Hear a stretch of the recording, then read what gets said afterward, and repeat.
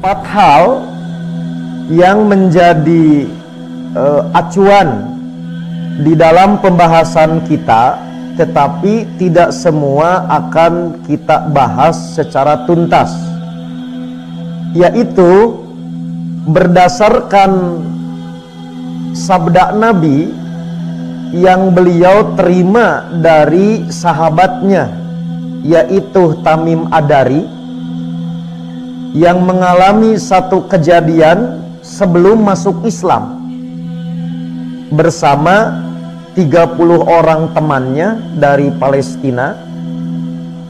Kita dapatkan kabar bahwa pada zaman Nabi Dajjal sudah ada, tetapi ia belum diizinkan keluar.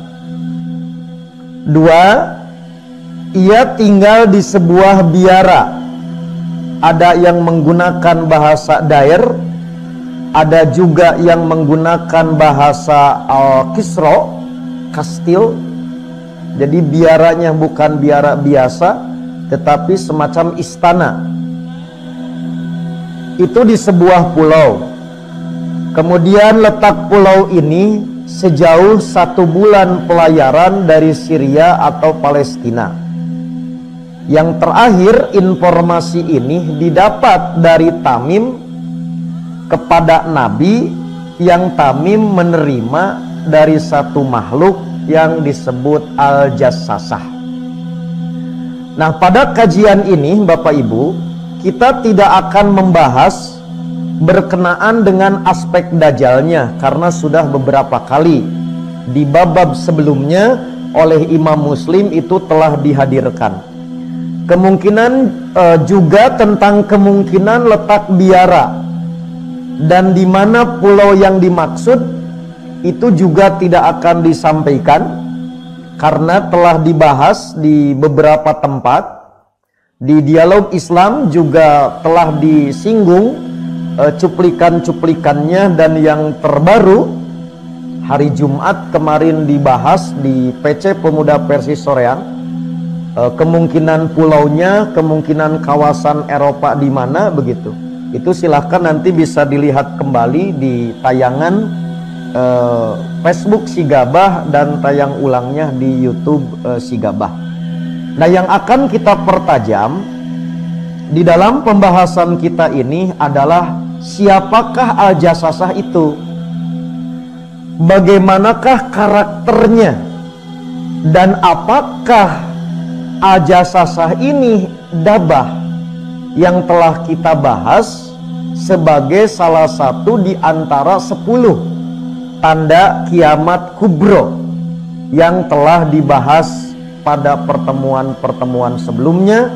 Dan nanti untuk menegaskan beberapa cuplikan yang pernah disampaikan dalam kajian ini, saya akan kemukakan kembali. Mari kita mulai.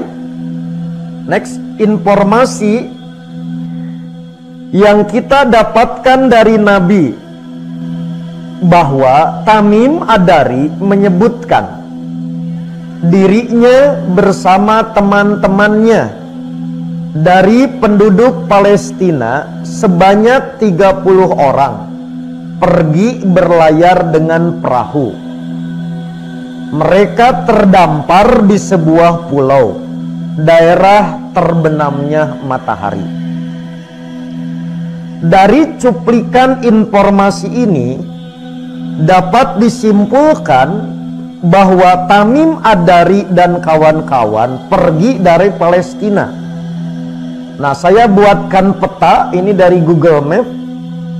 Sekiranya ditafsirkan dengan peta kejadian yang dialami oleh Tamim Ad-Dari yang dapat Bapak Ibu lihat di slide maupun di layar live streaming, yaitu ada 2 lautan di kawasan Palestina dengan bahasa daerah terbenamnya matahari.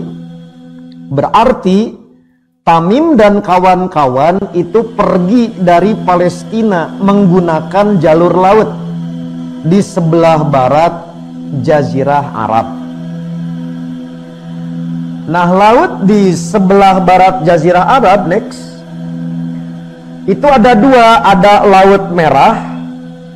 Nah, yang ini Laut Merah dan Laut Tengah atau Mediterania. Berdasarkan para ahli kelautan, secara geografis Laut Merah adalah laut yang tidak begitu luas kalau dibanding dengan Laut Tengah, dan ombaknya tidak begitu besar. Jika kejadian yang dialami oleh Tamim Ad-Dari itu, yaitu terombang-ambing di lautan selama 1 bulan, hampir dinyatakan tidak masuk akal sekiranya kejadian itu dialami oleh Tamim dan kawan-kawan di Laut Merah. Maka kemungkinan yang paling masuk akal berdasarkan karakteristik laut, maka yang paling mendekati kemungkinannya bahwa Tamim Ad-Dari berada di Laut Tengah, di Laut Mediterania, dan terdampar di salah satu pulau yang berada di kawasan sekitar Mediterania, yaitu wilayah Eropa. Itu tidak akan kita bahas gitu Bu, karena tadi kemungkinan Turki yang terdekat. Kalau dari kawasan tadi di peta dari Palestina atau Syria, bisa Yunani, bisa Itali, walaupun ada ulama abad sekarang yang cenderung mengambil yang terjauh, yaitu di Inggris begitu. Sudah, jadi itu tidak akan kita bahas persisnya di mana, biarkan nanti Ibu yang sudah kita sepakat untuk tur goes. Ya, jadi masuk dalam catatan untuk berkunjung menemui Dajjal. Paling tidak 4 kawasan Eropa itu yang masuk agenda touring studi tour kita di masa depan. Mudah-mudahan pandeminya nanti terhenti, kita rencana umroh akhir zaman itu mudah-mudahan bisa segera terwujud. Next.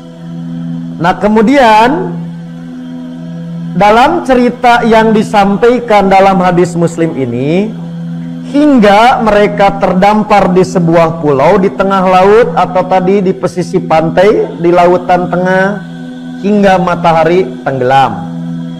Lalu mereka duduk istirahat di tempat yang lebih dekat dengan kapal. Setelah itu mereka masuk ke dalam pulau tersebut. Maka inilah yang saya tampilkan dari hadis Muslim yang nanti diperkuat dengan hadis yang lain, yaitu kata Tamim Ad-Dari, fajalasna fi aqrubiha fadakhona jazirota. Lalu kami duduk di tempat terdekat dengan kapal atau perahu. Falaqiyatna dabatun ahlabu katirus sya'ari. Kami masuk pulau ini, maka kami bertemu dengan, nah ini yang jadi problem itu bahasa asli hadisnya dabah. Nah mungkin karena kesulitan kita artikan seekor binatang begitu. Kita ambil aja dabah karena belum tentu seekor binatang. Yang sangat banyak bulunya, la yudro ma qubuluhu min duburihi, yang tidak dapat diperkirakan mana ekornya dan mana kepalanya, min kasrati sya'ari, karena begitu banyak bulunya. Faqulna, maka kami berkata, wailaki ma'anti, celakalah, hewan jenis apakah kamu ini? Makhluk apakah kamu ini? Faqalat, sang makhluk menjawab, ana al-jassasah, aku adalah al-jassasah. Ulna wa ma jassasatu, kami bertanya, dan apa al-jassasah itu? Maka yang bersangkutan tak mau menjawab tentang identitas dirinya. Maka dia malah menyatakan, i'midu ila hadar rojuli pidairi, pergilah kalian ke kepada seorang laki-laki yang berada di satu biara. Fa innahu ila khabarikum bil aswaki, sesungguhnya ia sangat ingin mendengarkan berita-berita yang kalian bawa. Fa aqbalna ilaika siroan, lalu kami segera menuju tempatmu ini, hei laki-laki yang ditunjuki oleh Al-Jasasa, dan kami terkejut juga takut, dan kami tidak yakin bahwa engkau ini adalah setan. Itu pernyataan Tamim Ad-Dari setelah ditunjuki masuk biara, bertemu dengan orang yang tinggi besar yang kemudian disebut dengan Dajjal. Itulah kurang lebih cuplikan dari hadis yang panjang yang menjadi landasan kajian kita untuk mempertajam siapa yang dimaksud dengan Al-Jassasah ini. Kita kumpulkan beberapa penjelasan dari para ulama. Antara lain, Imam An-Nawawi merujuk kepada beberapa pendapat. Apa Al-Jassasah ini dan kenapa makhluk itu diberi nama Al-Jassasah? Maka kata Imam An-Nawawi, ada yang berpendapat, dan hampir semua kitab, khususnya kitab tafsir, ketika menjelaskan surat An-Naml ayat 82 dan kitab-kitab syarah hadis serta kamus hadis, mengungkap walaupun dengan redaksi yang agak berbeda. Sumiyat bidalika, makhluk ini diberi nama Al-Jassasah litajassusiha al-akhbaro lid-dajjali, karena dia mengintai-ngintai, memata-matai berita-berita untuk Dajjal. Dalam bahasa Imam As-Sindi, hiya tajussul akhbaro patati biha ad-dajjala, ia memata-matai tentang berita-berita lalu membawanya pada Dajjal. Nah, dari keterangan Tamim Ad-Dari saat tadi melaporkan kejadian dialog bertemu dengan makhluk ini, kemudian juga penjelasan dari para ulama ini, secara sederhana Bapak Ibu, kita dapatkan karakter umum Al-Jassasah. Yang pertama, dabah yang sangat banyak bulunya, yang tidak dapat diperkirakan mana ekornya, mana kepalanya karena banyak bulunya. Nah, dalam hadis riwayat Ahmad, dialog Tamim Ad-Dari ini disebutkan kecenderungan memang manusia, tapi tidak diketahui jenis kelaminnya, apakah laki-laki atau wanita, karena yang pasti moal LGBT gitu. Itu berdasarkan karakter atau kriteria yang memang langsung Tamim Ad-Dari sebutkan di dalam hadis. Dua, dari hadis itu pula kita dapatkan petunjuk Al-Jassasah dapat berbicara, dan dirinya yang menyebut bahwa dia Al-Jassasah. Tiga, dia menyuruh Tamim dan kawan-kawan untuk menemui seorang laki-laki tinggi besar yang berada di satu biara yang bernama atau disebut Dajjal. Yang terakhir, dari penjelasan ulama melihat latar belakang, maka Al-Jassasah adalah jasus, intelnya Dajjal. Bukan nama makhluk, bukan pula jenis makhluk. Jadi Al-Jassasah itu intelijen yang bertugas memata-matai.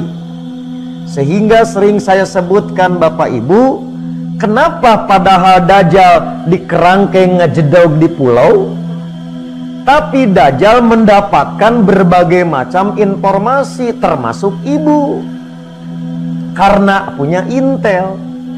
Nah, intelnya itulah yang disebut dengan al-jasasah.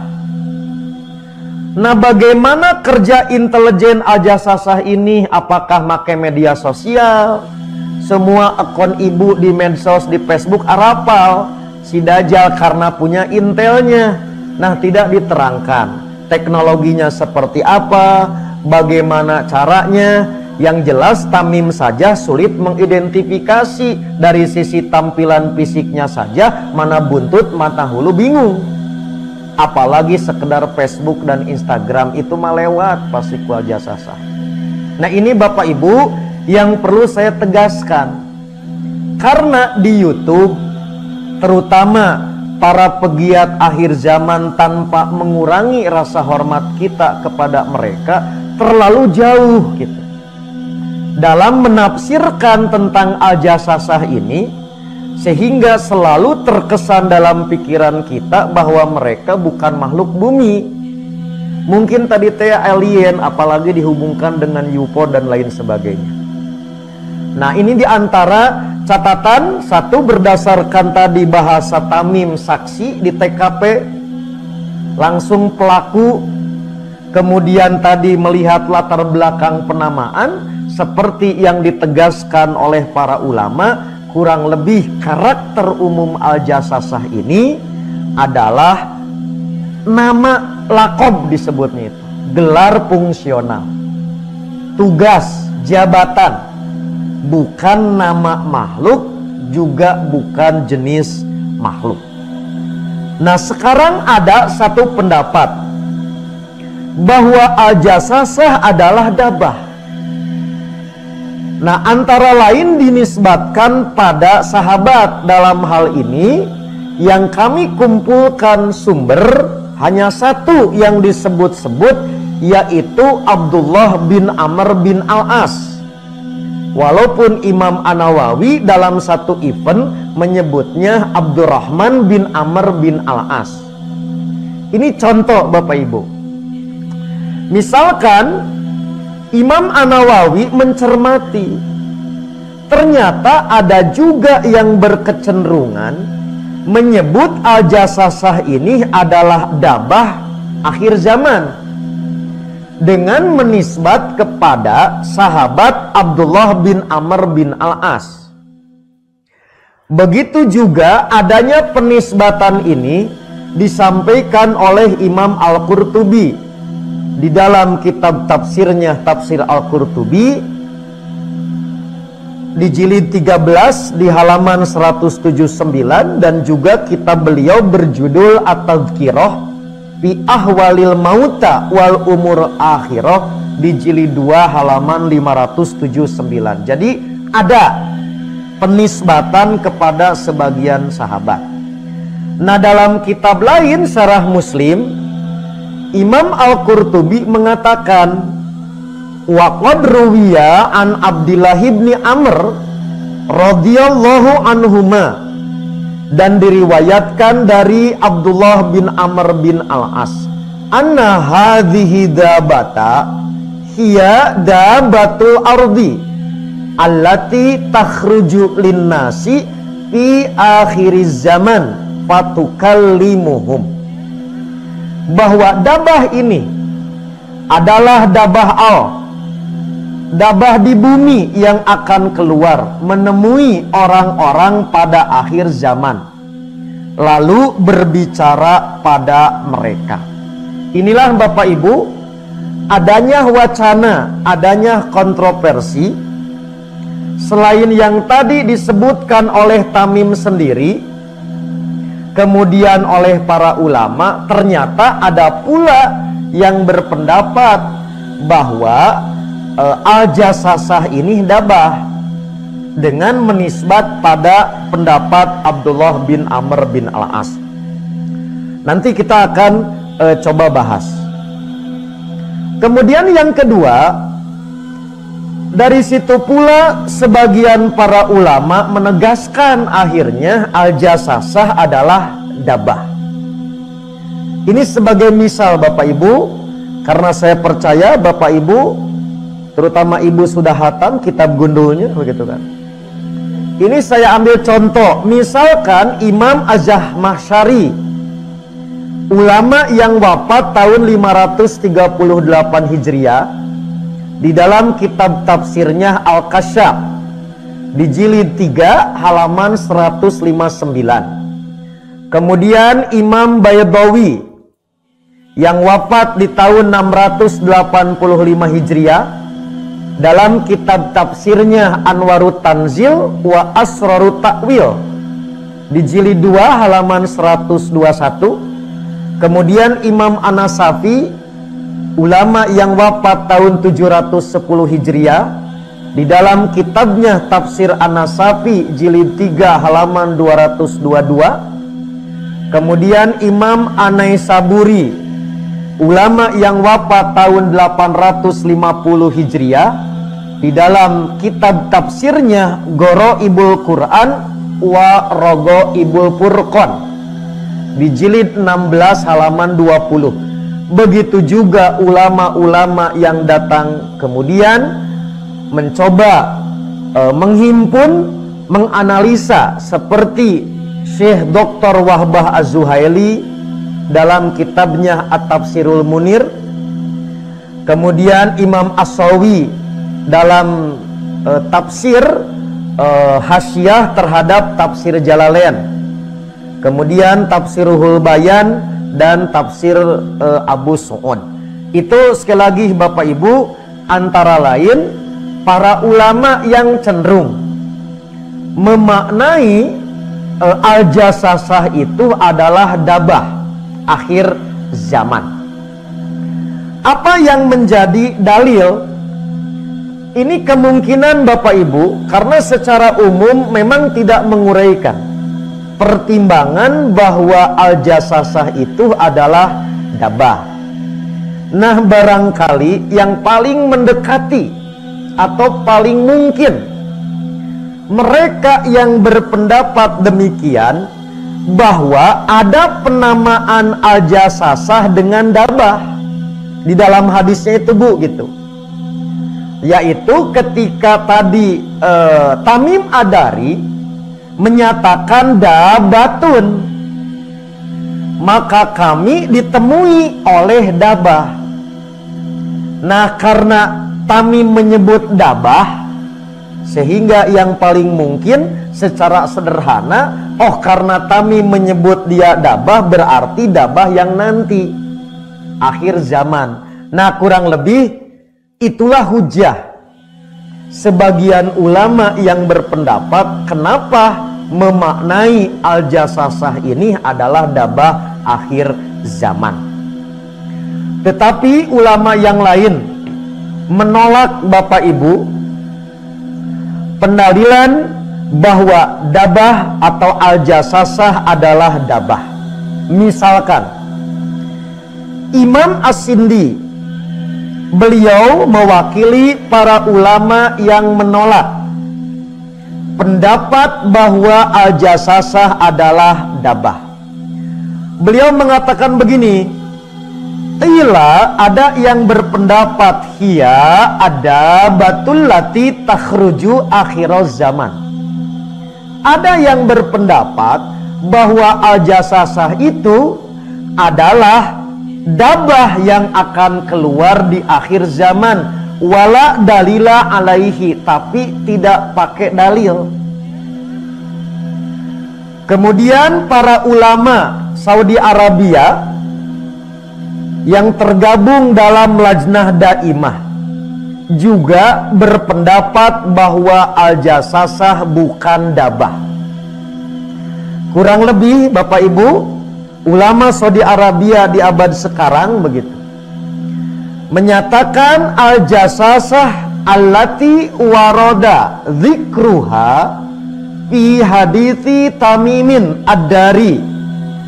Al-Jasasah yang disebutkan pada hadis Tamim Ad-Dari bukan dabah yang Allah keluarkan dari bumi di akhir zaman yang termasuk tanda-tanda kiamat.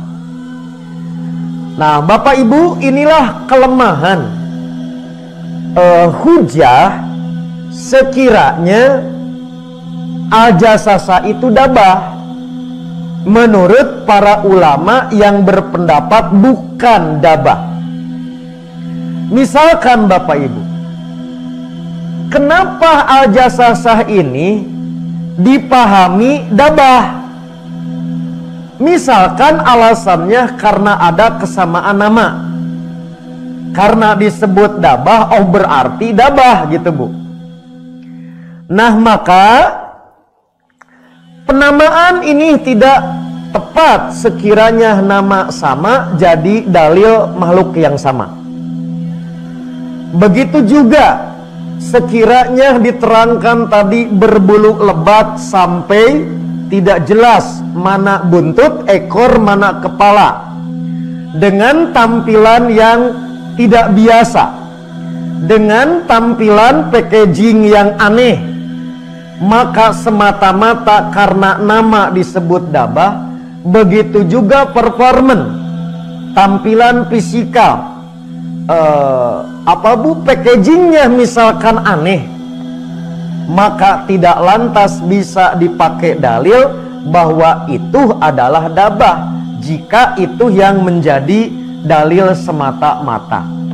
Oleh karena itulah tidak diragukan bahwa istidlal ini adalah ba'idun, jauh, menyimpang atau tidak tepat.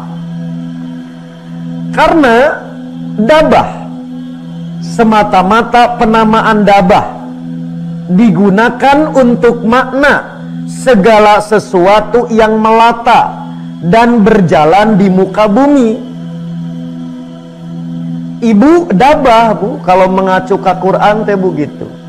Maka tidak ada dabah di bumi kecuali rizkinya telah ditetapkan. Oleh karena itu ada corona, ada koroni, nggak ada ngaruh karena rizki. Badai COVID-19, badai COVID-20, maka rizki tak pernah terinterupsi. Bahasa yang digunakannya dabah. Maka dalam bahasa penamaan ibu juga dabah. Berarti semata-mata karena Tami menyebut dabah tidak lantas menunjukkan makhluk itu adalah sama dengan dabah akhir zaman. Nah itulah kurang lebih logika dan metode ketika pendalilan tidak langsung disebut oleh Nabi, semata-mata penamaan dengan sendirinya tertolak. Karena belum tentu nama yang sama menunjukkan makhluk yang sama. Kemudian yang kedua, misalkan karena alasannya kok aneh gitu. Al-Jasasah ini memiliki sifat-sifat fisikal yang asing, yang menakutkan, yang tidak dikenal Ibu misalkan selama kita hidup. Maka justru karena tadi araraneh, maka meureun meujeuh weh nu aneh mah tanda akhir zaman. Gitu Bu ya. Nah, maka semata-mata alasan disebut sifat Al-Jasasah. Dari mana menyimpulkan karena Al-Jasasah aneh, dabah oge aneh? Oh berarti karena Al-Jasasah aneh berarti dabah. Padahal tidak ada satupun dalil yang menunjukkan bagaimana sifat dabah. Itu yang nanti akan saya tegaskan kembali menutup kajian ini kalau Bapak Ibu lupa. Walaupun biasanya Bapak karena Ibu kuat hafalan. Nah, berarti semata-mata ada sifat fisikal yang aneh, tidak memadai dipakai sebagai dalil bahwa keduanya makhluk yang sama. Jadi nama gugur, sifat aneh juga lemah untuk dipakai sebagai dalil. Kemudian sekiranya dikatakan bahwa Al-Jasasah itu kan tugasnya menjadi intel, memata-matai berbagai berita untuk Dajjal, sementara Dajjal termasuk di antara tanda kiamat besar. Padahal kita tahu dabah di akhir zaman juga tanda kiamat besar. Berarti ada kecocokan antara Dajjal dengan Dabah, sama-sama tanda kiamat besar. Oh, berarti intelna oge gitu. Tanda kiamat besar, pantas saja kalau dimaknai itu adalah Dabah. Berarti ingin menyatakan Al-Jassasah sebagai Dabah karena semata-mata intel. Dajjal juga belum tentu menunjukkan keduanya makhluk yang sama. Itu diantara catatan lain. Terakhir, karena sudah jam 11. Adapun riwayat yang dinukil dari sebagian sahabat yang tadi saya sebut, Abdullah bin Amr bin As. Bapak Ibu tolong saya bantu. Sudah beberapa tahun saya cek, dan sebelum kita memulai kajian dimanapun selalu saya update rujukan. Ketika ada yang menyebut menurut Abdullah bin Amr bin As, nah mohon maaf yang sebesar-besarnya, saya belum bisa memenuhi harapan Bapak Ibu karena tidak pernah didapat riwayat siapa gitu. Jadi sudah tersebar konon pendapat Abdullah bin Amr bin As. Tapi kalau dicek riwayat siapa sampai hari ini belum kami temukan. Oleh karena itu Bapak Ibu, terutama yang di rumah, para mujahid ilmu, sekiranya ada yang pernah menemukan, silahkan kontak ke Satgas Covid gitu. Jadi tolong disampaikan, nanti barangkali jadi tambahan ilmu untuk ditindaklanjuti oleh tim Sigabah dan Dialog Islam. Akan rujukan, bukan kutipannya tapi riwayatnya langsung. Misalkan riwayat siapa, kalau di kitab-kitab sunnah siapa mukhorijnya, itu yang kami butuhkan, sehingga keberadaan riwayat yang dinisbat kepada Abdullah bin Amr bin As ini layak kalau ulama menyatakan papi subutihi anhum nazorun, maka tentang kesohihannya perlu diteliti kembali. Tetapi sekiranya Bu, ini seumpama, seandainya, jikalau, nah misalkan sohih, karena ini persoalan goib, tidak boleh urusan goib itu semata-mata pikiran. Tidak boleh semata-mata ini ro'yu. Maka ini menunjukkan ijtihad pribadi. Sementara keyakinan ini membutuhkan dalil yang bersumber dari nas wahyu yang maksum. Nah Bapak Ibu, malam hari ini membanding argumentasi hujah antara yang menyatakan Al-Jassasah itu adalah Dabah dengan pendapat yang menyatakan bahwa Al-Jassasah itu bukan Dabah, dilihat dari kekuatan hujah, maka Amin Muhtar cenderung untuk menyatakan bahwa Al-Jassasah bukan Dabah. Oleh karena itu, saya perkuat analisa bahwa Al-Jassasah bukan Dabah akhir zaman, seperti yang telah saya sampaikan dalam kajian sebelumnya.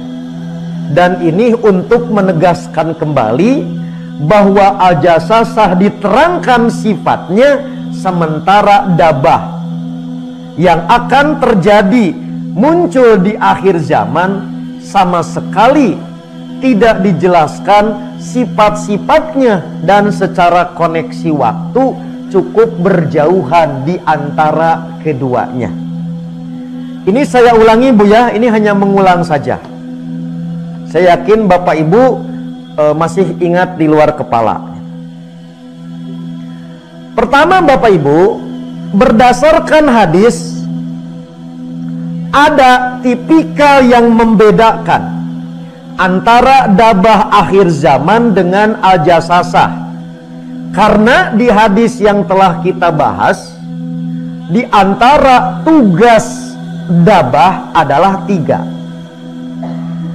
Satu berbicara pada manusia, kalau al-jasasah intel. Untuk siapa? Untuk Dajjal. Sementara keberadaan dabah ini tidak ada hubungan dengan Dajjal, karena Dajjalnya tos modar.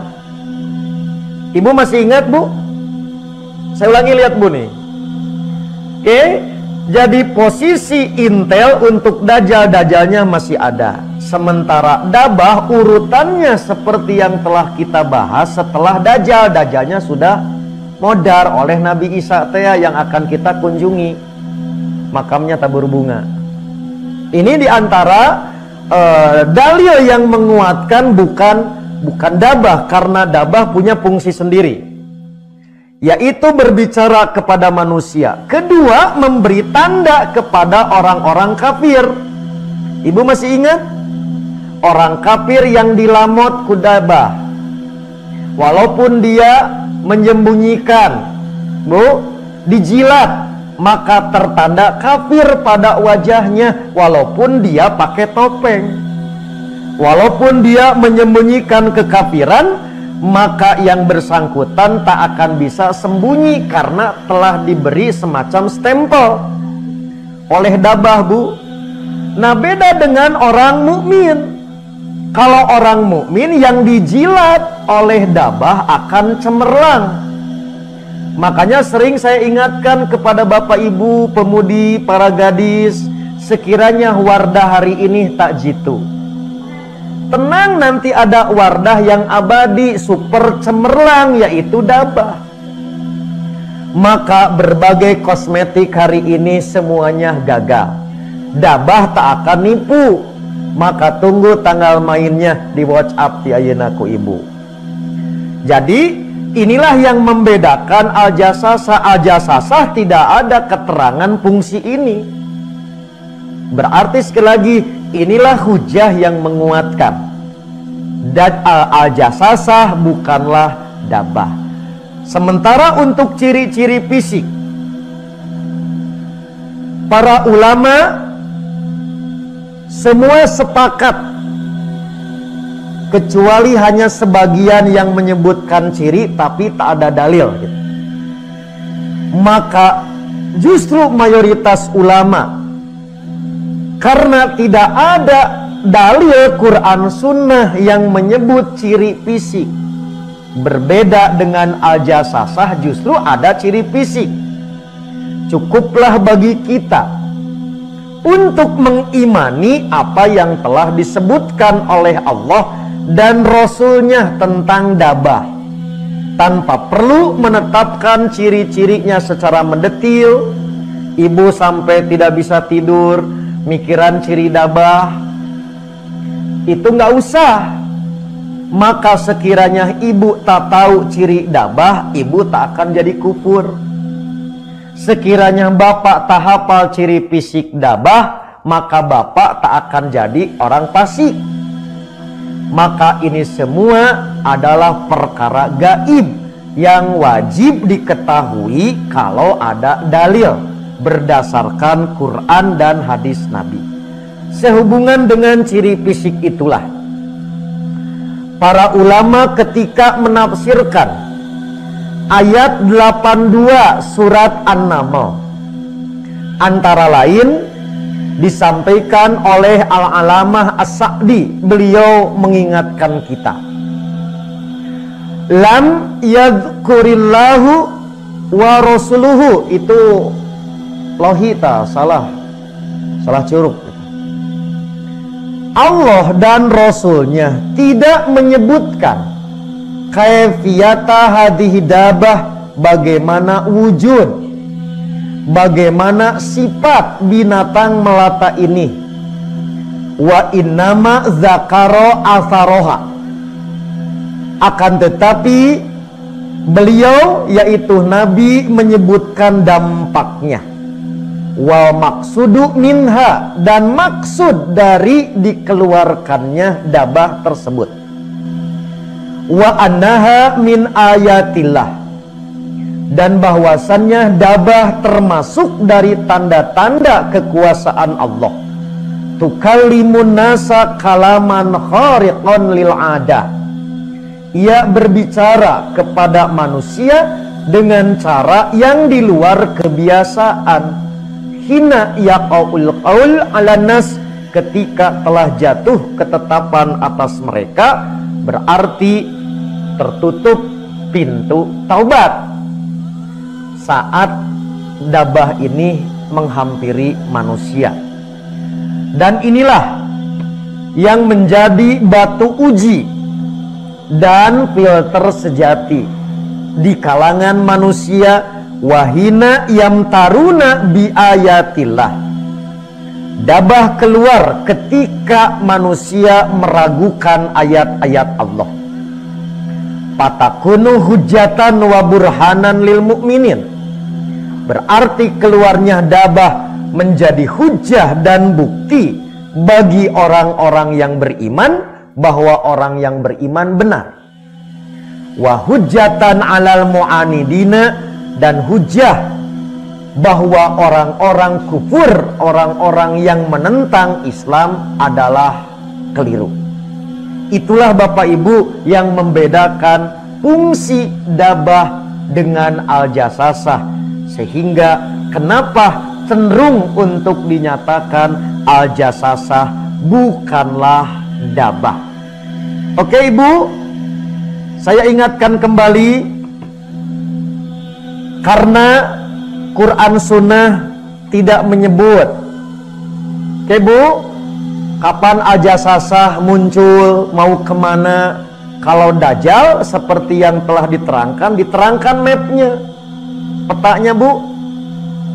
Dalam bahasa Pak Haji Aep, nyada kernaon ai Dajjal nangges ngencar mah, ya ngencar.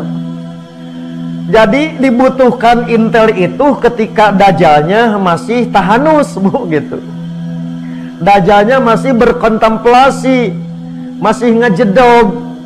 Dibutuhkan intel. Kalau toh Dajjalnya sudah lepas, ngapain harus ada intel kan?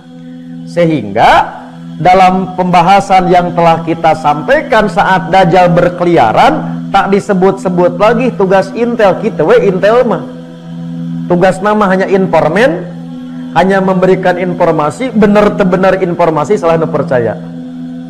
Nah itu diantara contoh Bapak Ibu. Nah maka sama dengan keluarnya dabah, cerita tentang al-jasasah selesai ketika pembicaraan mulai kepada aktor utama. Anggapnya al-jasasah itu artis figuran, bukan aktor utamanya, karena aktor utamanya adalah Dajjal. Begitu aktor utama telah beraksi, berarti aktis figuran mah harus selesai. Biasanya kan katembak, katabrak, maut nyawayahna we Bu. Makanya ya aktor utama pae kan. Ya wayahna we teh diajakan deui. Nah, sementara dabah terus berlangsung dibicarakan dalam tanda 10 tanda kiamat kubro, tetapi urusan kapan waktu persisnya tidak disebut. Yang jelas Nabi hanya menyebut kemunculannya berdekatan dengan waktu terbitnya matahari dari arah barat. Hanya para ulama tak bisa memastikan dabah dulu atau matahari dulu terbit dari barat. Inilah Bapak Ibu catatan-catatan tambahan yang telah disampaikan oleh para ulama untuk menguatkan bahwa apa yang disampaikan al-jasasah lebih cenderung untuk dinyatakan bukan dabah akhir zaman. Itulah yang lebih mendekati kebenaran karena ditopang oleh beberapa dalil, termasuk dalil tentang dabah itu sendiri. Bapak Ibu, karena waktu jua yang memisahkan kita, saya kira kajian untuk edisi Senin malam Selasa 21 Juni ini saya akhiri. Tetapi barangkali sekiranya nanti ada pertanyaan, karena kajian ini tak akan saya bubarkan sebelum 1200 pertanyaan, karena nanti Mas Ruslan yang akan jawab. Demikian sementara yang bisa saya sampaikan. Silahkan ke Apipik dulu untuk dicek yang hadir mengajukan pertanyaan, atau di YouTube maupun